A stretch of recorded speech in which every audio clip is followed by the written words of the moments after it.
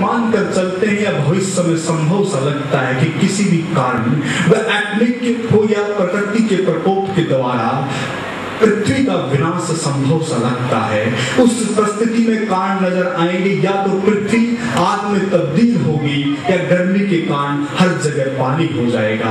पानी भी ऐसा जो जहरीला, और आग में हर प्रकार के जीव भी समाप्त हो जाएंगे।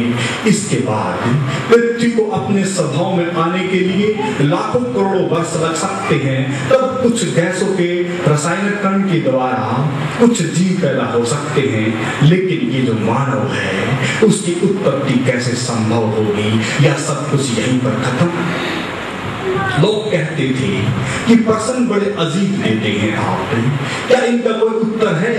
लेकिन उत्तर है। इस प्रश्न का भी उत्तर है कि क्या मानव की उत्पत्ति संभव है। लेकिन मैं चाहूंगा कि उस मानव की उत्पत्ति का संभव के विषय में छोड़ के अगर मैं दूसरी ओर का इशारा करूं कि जो उस समय की स्थिति और जो अवस्था होती है इस पूरे ब्रह्मांड और इस पूरी प्रकृति की, उस स्थिति और अवस्था में भी आपकी मौजूदगी होती है। वो जो अनुभव है वही अस्तित्व है जो आपका कभी ना मिटता है। उसका अनुभव अगर आप करते हैं तो आप जो ये विषय दिया है तो आप उस विषय को भी अनुभव से ही समझ पाएंगे कि जो आप ये सब कुछ खत्म होने के बाद भी आप उत्पन्न होंगे, लेकिन रूप और अवस्था और स्थिति में परिवर्तन हो सकता है। आपका होना सदा से है, सदा रहता है और सदा रहेगा, कभी ना मिट सकते हैं आप। इसलिए मैं ज्यादा ना कहते हुए मैं आगे चलूंगा, क्योंकि मुझे अब इस वर्ष के ऊपर भी आना है विषय पे। तो ये सब संभव है, लेकिन ये सब विषय अनुभव की बात है। और अनुभव फिर मैं कहूंगा कि कहीं भी हो, भले ही वो कहीं और किसी पथ में हो, या भले ही आप यहाँ भी आ सकते हैं। तीसरा फिर विषय था ब्रह्मांड में हमारा क्या अस्तित्व है। अब जो ब्रह्मांड में हमारा क्या अस्तित्व है, अब हम उस विषय पे आएंगे। इसी से कंसर्न सारे प्रश्न हैं। अब आप सोचेंगे कि ये सब क्या है, सीक्वेंस में है, ब्रह्मांड में हमारा क्या अस्तित्व है। जब ये सब नहीं था तो उस समय भी आपकी स्थिति थी। जब ये नक्षत्र चांद तारे नहीं थे तब भी आपकी मौजूदगी थी। आप कहते हैं कि हम आत्मा रूप में थे, क्योंकि आत्मा तो कभी ना मिटती है, लेकिन क्या कभी वो अनुभव हो पाया है? इसलिए अगर आपको उस स्थिति में जाना है, उस अवस्था से अगर अवगत होना है कि जब ये नक्षत्र चांद तारे जब कुछ भी ना होंगे तो हमारी स्थिति और अवस्था क्या होगी, उसका भी अनुभव यहाँ कराया जाता है।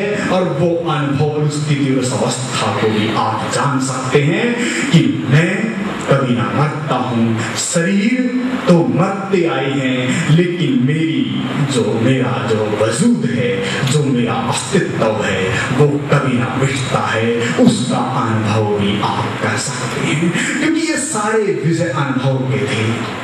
मुझे लोग कहते थे कि आप लोगों को इकट्ठा करते हैं, अलग अलग धर्मों के लोगों को यहाँ बुलाते हैं, आप क्यों ना खुद बोलते हैं। मैंने कहा कि अभी समय नहीं आया है, जब समय आएगा तो मुझे बोलना भी पड़ेगा। और अब वो समय बिल्कुल है, अब मुझे बोलना भी पड़ रहा है।